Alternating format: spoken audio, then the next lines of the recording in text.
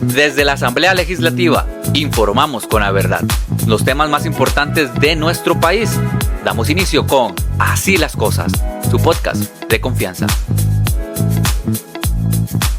Buenos días, bienvenidos y bienvenidas a el nuevo espacio de la Fracción de Liberación Nacional, Así las Cosas. Este es un espacio que estamos produciendo de verdad para llevarle a todas las personas afuera, a la ciudadanía en general, en tiempos de tanta información y desinformación, las cosas como son desde la Asamblea Legislativa y desde la Fracción de Liberación Nacional. Hay muchos temas políticos y si a usted le interesan esos temas, o si no le interesan, pero quiere saber cómo anda funcionando el país, pues bienvenido y bienvenida. Invitados siempre los lunes a las 11 de la mañana. Hoy estamos con dos invitados de lujo para iniciar con este podcast. Don Gustavo Araya, politólogo y analista, y por supuesto don Oscar Izquierdo, que es el jefe de fracción de Liberación Nacional. Tenemos un tema básico e importante que tratar, que es el referendo, la ley Jaguar, la consulta a la Sala Constitucional, pero antes hay un tema también importantísimo. Don Oscar, buenos días, y le agradecemos a usted que tome la vocería de este tema. Hemos hablado con doña Andrea Arias, que es la hija de don Rodrigo Arias, y sabemos que muchas personas estamos al tanto de la situación, la condición de salud del presidente del Congreso, así es que a usted le corresponde como jefe de fracción brindarnos esa actualización. Primero, buenos días. Muy buenos días, Angie y don Gustavo y todas las personas que nos están escuchando. Sí, pues el fin de semana fue un fin de semana muy particular, básicamente por el estado de salud de nuestro presidente de la Asamblea Legislativa, don Rodrigo Arias, quien dichosamente evoluciona muy bien, se encuentra en una etapa de observación, digámoslo así, por parte del equipo médico, pero ha respondido de manera excelente al tratamiento que se le ha dado. Uno de los aspectos que nos han manifestado es que andaba con las defensas bajas, que es un cuadro clínico que dichosamente, pues como les decía, camina muy bien, pero una condición severa de esas defensas bajas que ha provocado una gripe muy fuerte, que es influenza, y que pues ha afectado también, obviamente, como sucede normalmente, los pulmones, sí. Y entonces pues se le ha hecho ese tratamiento, pero dichosamente ya va evolucionando muy bien, así que cuando regresemos del receso tendremos de nuevo a don Rodrigo dirigiendo la Asamblea Legislativa de la excelente manera que lo hace siempre. Nos decía doña Andrea Arias justamente que ha costado mantenerlo quedito y siguiendo las órdenes del doctor, porque los que lo conocemos sabemos que es muy activo, siempre responsable, presente en todo lo que está pasando en este primer poder de la República y que ha costado, pero ahí va haciendo caso. Bueno, Deidi, tuvieron que quitarle la computadora y el celular para que se quedara un poco quieto. Sí. Y lo que nos ha dicho es que está pues nada más esperando poder ver el partido de la Sele. Exactamente, está muy pendiente del resultado del partido de hoy, así es que a don Rodri le mandamos de verdad muchos saludos, un caluroso abrazo de parte de todas las personas que han estado pendientes, sin importar el color político, ¿verdad, don Oscar? Así es, porque las y los diputados de la Asamblea Legislativa han estado preguntándome de las distintas fracciones sobre el estado de salud de don Rodrigo, y yo pues aprovecho para agradecerle a los compañeros y compañeras su preocupación por el estado de salud de él, y eso pues no tiene nada que ver con las banderas políticas, es el aprecio, el cariño, el respeto que le tienen a don Rodrigo como dirigente de la Asamblea Legislativa. Bueno, pues le mandamos un abrazo de nuevo y aquí lo esperamos entonces cuando ya esté, eso sí, bien. Vamos a entrar entonces a materia. El día de hoy anunciamos en este nuevo episodio que vamos a estar conversando acerca del referendo, un tema que ha estado en la agenda nacional. Como sabemos, tuvimos la presentación de una consulta constitucional de parte de 22 diputados y diputadas. Esta consulta no fue admitida por el momento procesal, según indicó la Sala Constitucional, quien no entró a revisar el fondo de la consulta. Eso es muy importante. Y vamos a escuchar justamente el audio del magistrado Fernando Castillo, antes de empezar a analizar el tema, quien nos dice y nos pone al tanto de lo que realmente dijo la Sala en esta ocasión.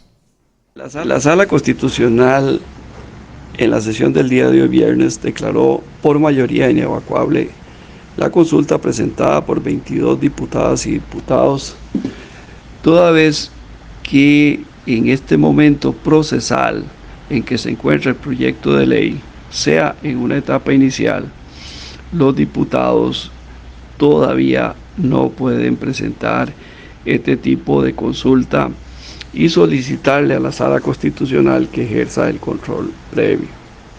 Por su parte, los magistrados que suscriben el voto salvado consideran que sí es el momento procesal para que la Sala evacue la consulta de constitucionalidad facultativa. A continuación, nuestra sección Pregúntele al diputado. Aquí tenemos, ¿verdad? Por supuesto, don Oscar lo ha dicho claramente, un respeto absoluto al tema de la sala. Sin embargo, como bien dice el magistrado, tenemos 4 votos que dicen que no es el momento procesal y 3 que dicen que sí es el momento procesal. Entonces, don Oscar, primero saber cómo recibe la fracción esta disposición de la sala de no admitir la consulta y pasos a seguir, ¿verdad?, al respecto. Nosotros somos absolutamente respetuosos de las disposiciones en este caso de la Sala Constitucional o de cualquier otro órgano de la institucionalidad de este país, ¿verdad? En ese sentido, pues quisiéramos conocer realmente cuáles los razonamientos que se esgrimieron para tomar esta decisión. Me parece que la sala no se ha pronunciado por el fondo de esta consulta y creo que eso es un factor determinante, claro, ¿verdad? No podemos entrar a impulsar un proyecto de ley que no sabemos si es constitucional o no. Entonces, creo que es fundamental conocer el fondo o por lo menos conocer en este caso cuáles fueron las razones, porque creo hay algo muy importante que yo quisiera dejar claro. A ver, esta es una consulta atípica. ¿Por qué es atípica? Bueno, porque no ha sido normal el impulso de un referéndum, ¿verdad? Solo tenemos un referéndum que se haya dado en el país. Entonces, este no es un procedimiento normal. Claro. Por eso era fundamental hacer la consulta, ¿verdad? Y por eso es fundamental conocer las razones que se dieron para decir que no era el momento oportuno. Bueno, eso no solamente por esta consulta, sino porque se deja un precedente de cuál debe ser el procedimiento adecuado y por eso es fundamental conocer cuál es el argumento que se dio para decir que no era el momento adecuado. Entonces, desde ese punto de vista, creo que la consulta era vital, ¿verdad?, para clarificar cuándo es el momento. Eso es un factor. Y el otro factor, sin duda alguna, es poder tener claro el tema de fondo, si es constitucional o no. Claro. Porque llevar a los costarricenses a un referéndum cuando hay dudas tan grandes como las que tenemos de si es constitucional o no, donde los mismos asesores del presidente de la República o algunos han manifestado que se lo hicieron saber de previo de que era inconstitucional, pues nos parece que la lógica es que antes de ir a una votación, pues los costarricenses sepamos si esto es una tomada de pelo o no, porque sería tomarle el pelo a los costarricenses, llevarlos a un referéndum cuando de antemano se sepa que es ilegal. Antes de ir con don Gustavo, a quien le damos la bienvenida también, don Oscar, mucha gente se está preguntando, bueno, pero entonces, ¿qué pasa? Porque, ¿verdad?, don Rodrigo dejó muy clara una resolución que decía que mañana martes, pues ya procedía el tema, si no teníamos información de la sala, de la votación. Medios de comunicación también están al tanto de saber qué van a hacer entonces los diputados. Bueno, primero, la fecha de mañana martes fue una fecha que establecimos entre los jefes de fracción, en el tanto y cuanto, y así fue clarísimo, estuvieran despejadas las dudas. Claro. Yo quisiera en eso ser absolutamente enfático. Ese fue el acuerdo que llegamos los jefes de fracción, ¿verdad? Que en el tanto y cuanto estén despejadas las dudas, podríamos votarlo el martes 25 de junio.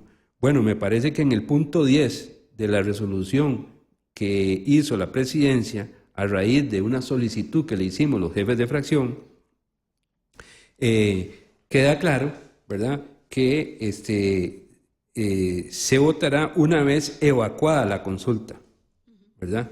Y bueno, para mí queda evacuada la consulta cuando la Sala Constitucional nos haga saber la resolución de manera integral, para poder conocer las razones que se tuvieron para poder decir que no era el momento oportuno. Así es, recordemos entonces nada más, aunque sea muy técnico, que lo que tenemos es un por tanto, la resolución final de la sala aún no se conoce, ¿verdad? Don Gustavo, bienvenido, muchas gracias de verdad por estar con nosotros. En este sentido, don Gustavo, y es importante también cómo se ha analizado a nivel público el tema del famoso referendo. Una cosa, como bien dice don Oscar, es el referendo, la herramienta de consulta popular, y otra cosa es el proyecto que se iría a consultar. Muy importante, aquí no se está resolviendo la seguridad, el costo de vida de los costarricenses. Estamos consultando, o se consultaría una ley, la ley Jaguar, que es la única que se presentó para este fin de referendo. ¿Es viable el referendo, don Gustavo? ¿Qué está pasando en este momento a nivel de análisis político en el contexto nacional? Sí, bueno, primero que todo, muchísimas gracias, un placer estar con ustedes, con vos y con don Oscar y con todas las personas que siguen este importante programa. Me parece que además un muy interesante esfuerzo para generar más canales de comunicación en donde la información que se tenga sea información verídica, que sea información que se pueda constatar y no solamente tener discusiones sobre la base de percepciones, sino de hechos. Sí, hay que tomar en cuenta, yo les sugiero, si me lo permiten, un marco un poquito más amplio de recordar en qué momento también nos encontramos de gobierno. Esta administración prácticamente ha pasado 2 años y varias personas hemos lanzado el reto de cuáles son los proyectos más importantes de este gobierno en 2 años respecto de educación, de salud, de seguridad, de ambiente, de costo de vida, pero proyectos reales, cosas que efectivamente veamos que la población se encuentra hoy mejor que hace 2 años atrás, lo cual queda debiendo.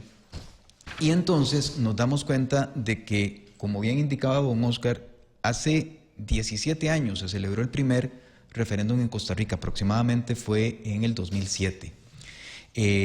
Eso quiere decir que Costa Rica tiene la herramienta a mano, pero no necesariamente es una herramienta que se utilice con la frecuencia suficiente. Claro. Y es por una razón muy, digamos, muy de fondo. Si le vamos a consultar a la población costarricense respecto de un tema que es medular, si vamos a hacer que la población costarricense saque un rato de su día, de un domingo, para ir a votar a un referéndum, es porque hay un tema que toca el actuar nacional, que involucra a toda la ciudadanía en una dirección o en otra. Aquí lo que se está viendo es un gobierno que a 2 años de no tener proyectos políticos reales, que le pasó el tiempo de su viabilidad política real. Acordémonos de que siempre hablamos de que los gobiernos tienen 2 años para hacer y 2 años para que ya entra la campaña electoral y todo lo demás, y es poco lo que se puede lograr precisamente en 2 años. Bueno, eso sucedió en 2007, sucedió también en prácticamente todos los gobiernos a partir de 2006, 2007 para acá. El referéndum en 2007, doña Laura Chinchilla con el Polsepaz en 2010, 2011. Que eran proyectos lo suficientemente fuertes que movieran el país para que efectivamente tuviesen, digamos, los gobiernos ese músculo para poder llevar a cabo política pública de buen calado. El PAC, incluso con Carlos Alvarado, logró impulsar una reforma fiscal en los primeros 2 años de gobierno. Ya los otros 2 años prácticamente no tenía el músculo para poder hacerlo. Entonces, ¿por qué pongo este escenario tan amplio de estos 2 primeros años? Porque el gobierno lo que se está jugando realmente es un chance político, no jurídico. Hay que tener en claro que este gobierno se le fueron 2 años sin hacer nada y piensa pasar los próximos 2 años sin hacer nada. y ese chance político de mostrarse todavía con algún tipo de viabilidad, con algún tipo de capacidad para mover, es importante para el gobierno porque está midiendo precisamente su popularidad que viene cayendo y que le parece entonces que con el referéndum podría lograr por lo menos pasar los próximos 2 años a músculo de población para poder pasar algunos proyectos. Podemos entrar por el fondo para ver si efectivamente vale la pena llamar a la población para darle un permiso de la modificación de una institución. Es que no estamos hablando de un calado profundo, en donde estamos hablando del, por ejemplo, el modelo de desarrollo. Decíamos apostar más por las exportaciones y el país hablando más de un mercado externo como lo fue el TLC. No, aquí estamos hablando que venía con 19 leyes conexas que tenían que desarrollarse. En este caso no, en este caso es un proyecto para variarle la capacidad a una institución de control sobre los fondos públicos, lo cual no debería ser objeto de un referéndum, porque olvidan las personas que lo están proponiendo que ese permiso para volver más flojo, más como les dijera, más permisivo la legislación costarricense para hacer ciertos proyectos, se lo están dando no solamente a este gobierno, eventualmente se lo van a dar al quien quede en el 2026. Y entonces, si están pensando en luchar contra la corrupción, deberían pensar también, no solamente actualmente, sino también para los próximos 4 años. Y es que es muy importante, don Oscar, ya hemos tenido, por ejemplo, el caso del famoso aeropuerto Daniel Oduber, que bueno, la pista fue todo un tema, ¿verdad? También sabemos que este ha sido el gobierno con más uso de decretos de emergencia, que son los decretos o la vía, la forma en la que se puede lograr ejecutar un proyecto sin las supervisiones de la Contraloría. Y don Oscar, hemos visto también la confrontación tan directa, y Gustavo, que ha existido entre el gobierno y la Contraloría. Entonces, ¿cuáles son esas dudas puntuales? Porque aquí tenemos un mar de información, mientras el gobierno nos dice que sí es para fortalecer, incluso así lo afirman, ¿verdad?, que este proyecto fortalece a la Contraloría. Muchos otros sectores dicen que este proyecto debilita los controles de la Contraloría, y Liberación Nacional ha sostenido, sea cual sea el gobierno de turno, no se pueden debilitar los controles de los recursos de todos los ciudadanos, que son los fondos públicos. Entonces, don Oscar, ¿debilita o no debilita? Por supuesto que debilita, según mi criterio, esta propuesta que hace el gobierno. Nos parece que más bien lo que necesitamos los costarricenses es establecer controles para evitar justamente que se den actos de corrupción. Y es que es muy grave porque este gobierno ya ha entrado en actos de corrupción, ¿verdad? Claramente así son. Por eso se fue el ministro de Obras Públicas y Transportes. Cierto. ¿Verdad? Entonces no es un asunto de casualidad, no, se han dado actos de corrupción.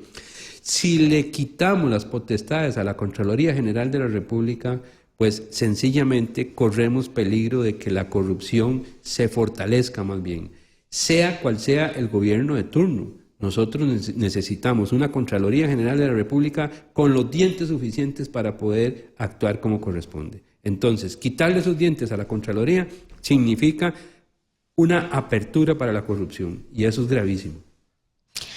Nada más para agregar a lo que señala don Oscar, Adelante. Con lo cual concuerdo completamente. Si la población tiene a bien ir a leer el artículo 11 del proyecto presentado por el gobierno, se darán cuenta que se quita la posibilidad de hacer la investigación previa por parte de la Contraloría y de alerta.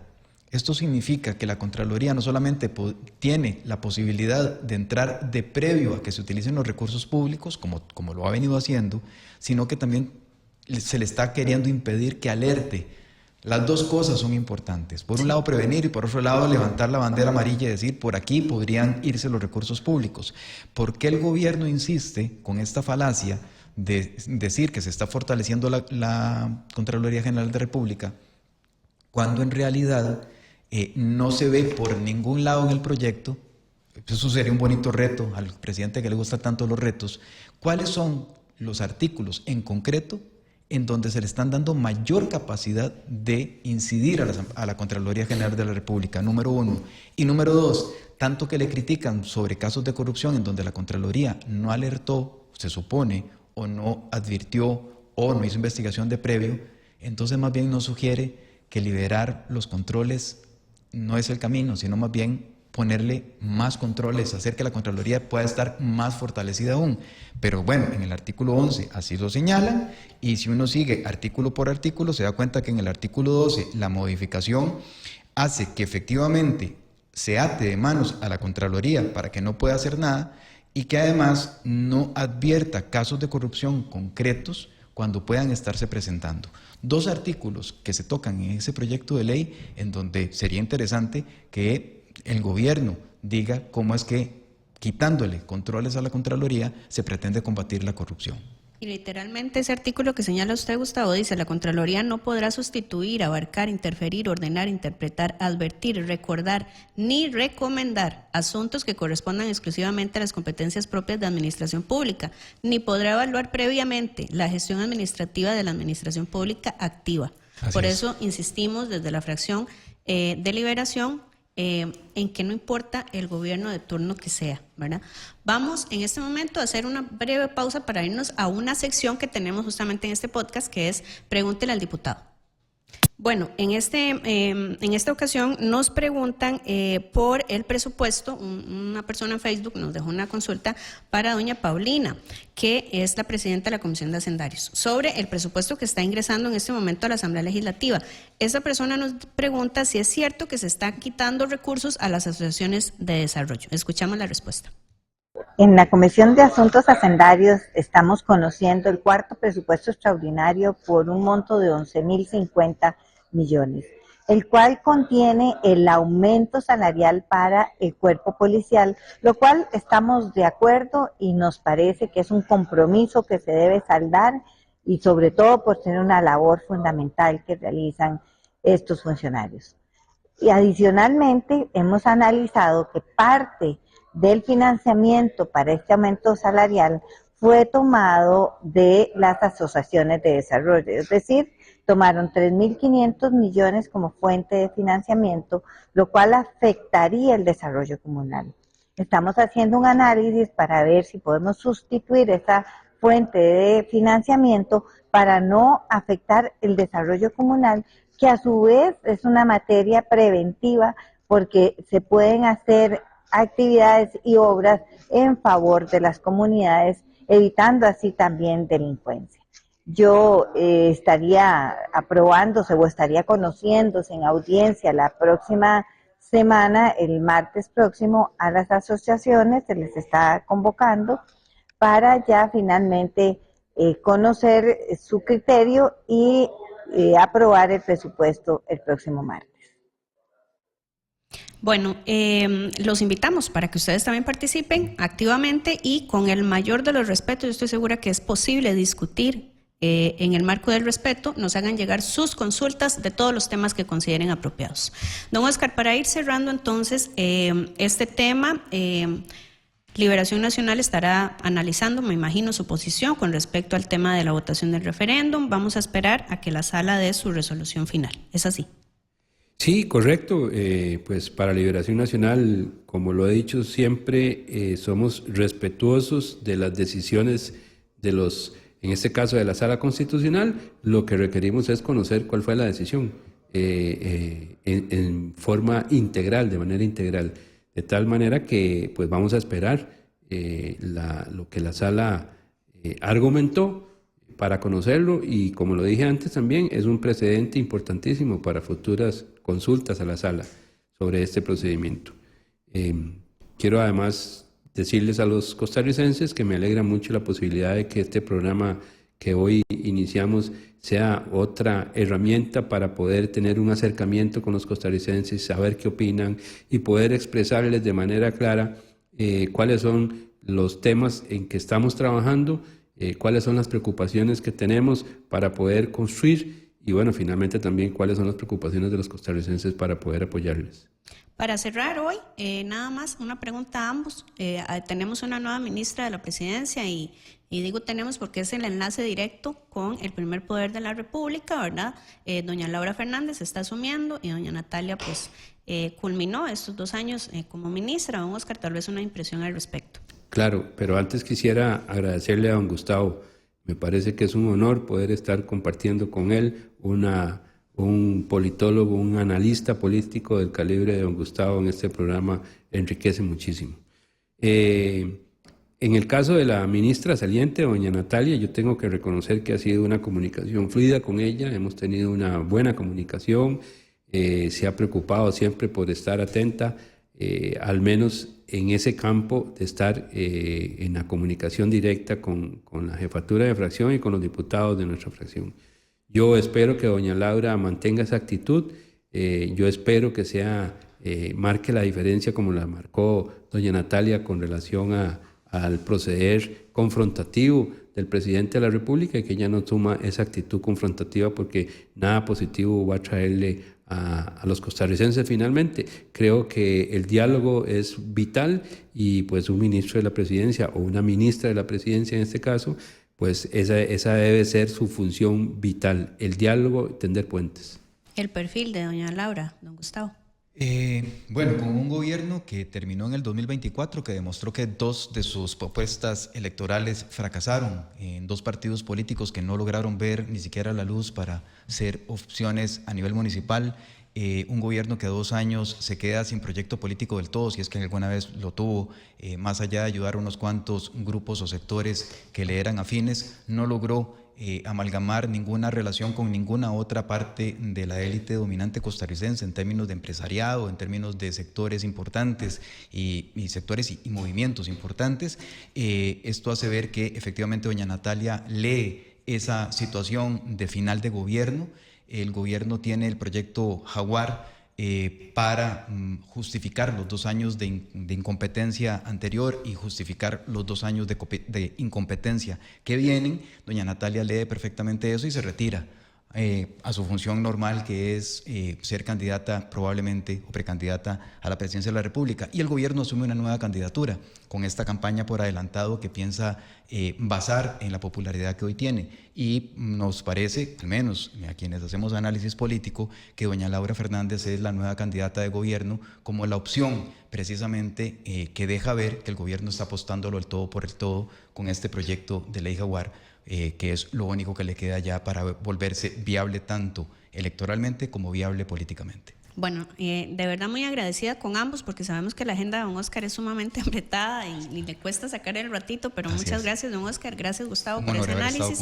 Invitarlos el lunes 8 a que nos vuelvan a acompañar a las 11 de la mañana en vivo, y estaremos por supuesto subiendo este episodio a Spotify y a las redes de la Fracción de Liberación Nacional, que el lunes 8 de julio, por cierto, cumpleaños aquí el jefe de fracción. Ya por anticipado, lo adelantamos, y recordemos que la asamblea va a receso este viernes, y por eso nos vemos el próximo lunes 8 de julio de nuevo aquí en Así las Cosas. Nos vemos la próxima semana con un episodio más de Así las Cosas, su podcast de confianza.